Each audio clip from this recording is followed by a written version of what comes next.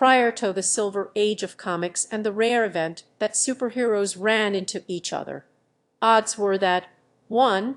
They probably have already heard of each other, and 2. They would probably get along immediately because, they re the good guys. It just makes sense. But then came the Fantastic Four, comic bookdom's favorite straight-laced family, who apparently just feels the need to fight everyone they meet. And from then on, one of our proudest comic book traditions is superheroes fighting each other, usually for no good reason. I say no good reason because generally fights arise as the result of a misunderstanding and/or manipulation, and could be avoided by the two fighting parties behaving like adults and talking things out rather than launching a full-blown assault on each other at the very first opportunity, only to realize later, hey, we were both the good guys. But, readers wanted to see heroes fight, so who cares how contrived it got? So this list of superhero battles through the ages is not exhaustive because it would be lowballing it to say that in all of published comics, this has probably happened in the thousands of times. But here are some cherry-picked examples of the history of comic book superhero fights, and we're going to stick with the big two, because reasons. Until Prince Namor the Submariner met and battled with the original Human Torch, the characters of Marvel Comics seemed to exist only in their own separate story universes.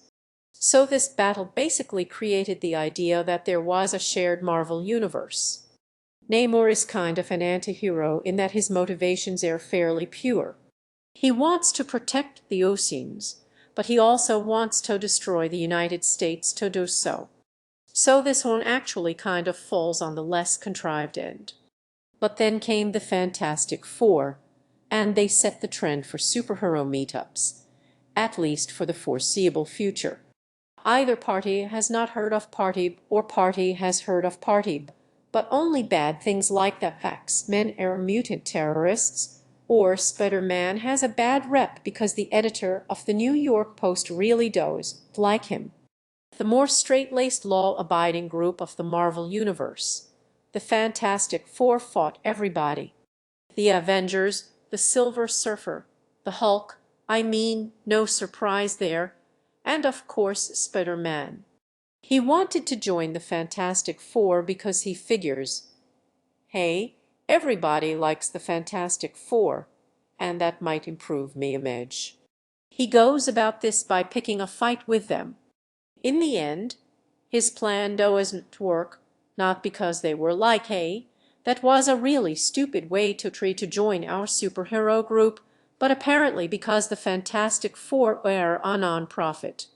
Wolverine was introduced to the Marvel Universe by a battle, this time with the Hulk. But that one doesn't need much justification, as both the Hulk and Wolverine will fight anything. So putting these two together in the same Canada is basically asking for it. But when there weren't misunderstandings, there were manipulations. Thor battled the Silver Surfer because Loki. He convinced him that Thor was an evil god.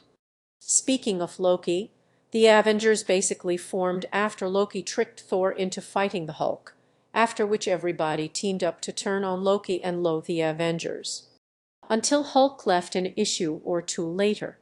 Superman even fought Spider-Man at one point because he mistakenly blamed Spider-Man for kidnapping Lois Lane. Because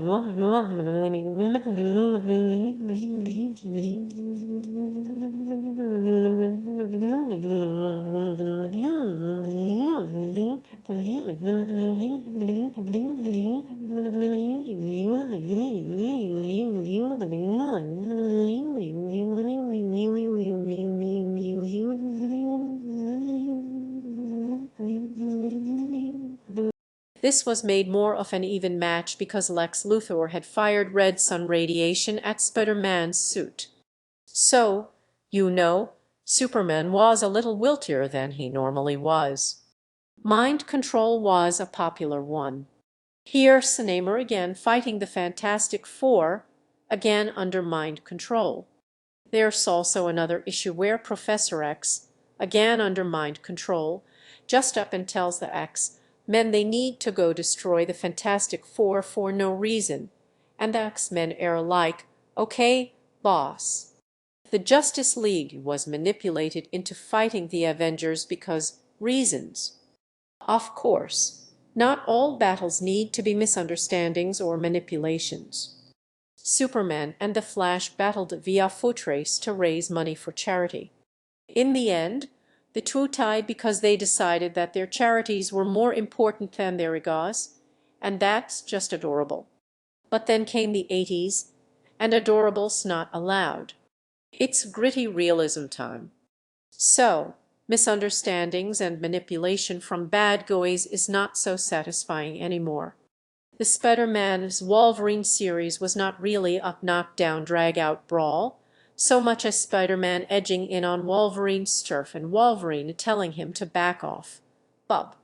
The Fantastic Four also had a feud with the X-Men, so this time it was because Reed Richards was helping them enough, in this case to save Kitty Pryde from disintegrating. This is also to say nothing of the countless inter-X-Men feuds, exacerbated by certain villains switching sides constantly, and vice versa. But the most well-known battle from this era is between Superman and Batman in The Dark Knight Returns. Frank Miller took the attitude that Batman and Superman could never really be friends with one another because their personalities are too at odds. Taking place in a dark, Watchmen-ish alternate future timeline, Superman has become more or less an agent of the government, and Batman, unwilling to abide by the man, is forced into conflict with Superman. So if you were wondering why Batman's tech suit in Batman's Superman looks so chunky and silly, this is why.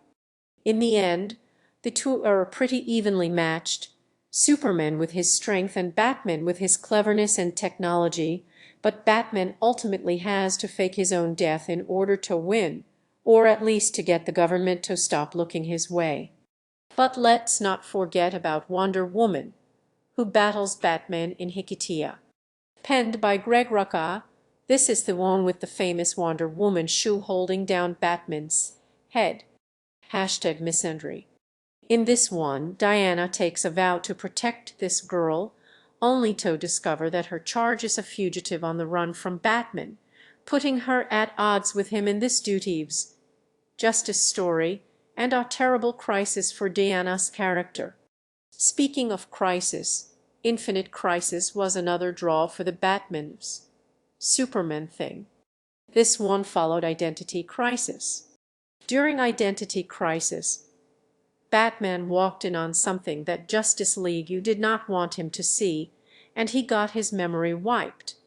As Batman recovered his memory, He set up a massive satellite network to track all superhuman activity on the planet because he decided that superhumans cannot be trusted.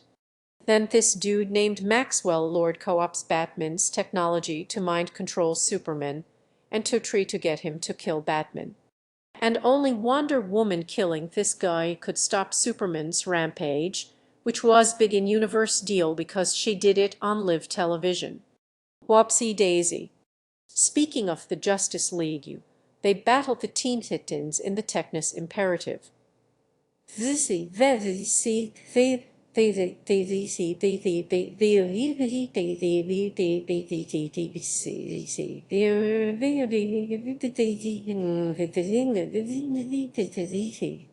Teen Titan Cyborg has decided he wants to steal the moon. For reasons. The Justice League decide that the thing to do here is to destroy Cyborg in order to save the moon, but the Titans want to defend their friend. So fight, fight, fight, but only sort of. Because it turns out the Justice League are only doing their thing as a way to cause a distraction for Cyborg, and eventually the two teams team up and save the day. A later similar dark alternate future to The Dark Knight Returns is Kingdom Come. Gritty, violent, vigilant murder heroes are all the rage in this timeline until one of the murder heroes nukes half of Kansas. Superman and Wonder Woman have a disagreement with Batman on how to go about dealing with this problem, and before you know it, we have murder hero gulags and re-education camps and a big brawl between Superman's forces, Batman's forces, and the murder heroes. Eventually, world leaders have to be the adults here and step in and tell them to stop, or we're going to turn this car around by nuking a majority of the superhero population. In the Marvel Universe, Civil War is pretty similar to Kingdom Come, minus the alternate timeline part. We discussed Civil War back in the Captain America episode. But here is a quick recap. After some list heroes nuke a school, a Superhero Registration Act is introduced, championed by Iron Man, among many others, and opposed by Captain America, among many others. There are various and sundry TN comics that are not the worst thing ever, but the 7 issues of Civil War are predicated on the premise that no one thinks like an adult and everyone, especially Captain America, is behaving horribly out of character. Once again, you lags for superhero who don't comply with the totalitarian whatever, courtesy of an also wildly out of character Reed Richards, only this time they re-interdimensional space gulags. Civil War ends when Captain America, after 6 issues of acting like a belligerent asshole incapable of human reason, goes, "Wait guys, this is stupid," and turns himself in. And then he's assassinated, and it's like, what? The upcoming movie appears to give Iron Man and Captain America more concrete motivations, and honestly, any movie that they made could only be an improvement on the source material as far as I am concerned. As for Dawn of Justice, with so much comic history to draw on, I'm sure Batman and Superman have a totally legit and not contrived reason for fighting each other. And if we believe there's even a 1 chance that he is our enemy, we have to take it as an absolute certainty. Like Batman quoting Dick Cheney to justify his xenophobia and violence. Well, points for originality, Zack Snyder. You always fail to disappoint. We'll talk about that another time, after the movie comes out. Anyway, thank you, of course, patrons, for making this episode and this show possible. And thank you to Louis Linker Love Hog for helping me with that stuff. Thank you again for watching. Patreon, Twitter. Can you tell I didn't write out a concrete conclusion for this one? See, I was supposed to end with a dig at Zack Snyder, and then I forgot to write in the thank yous. Like and subscribe. I am a professional.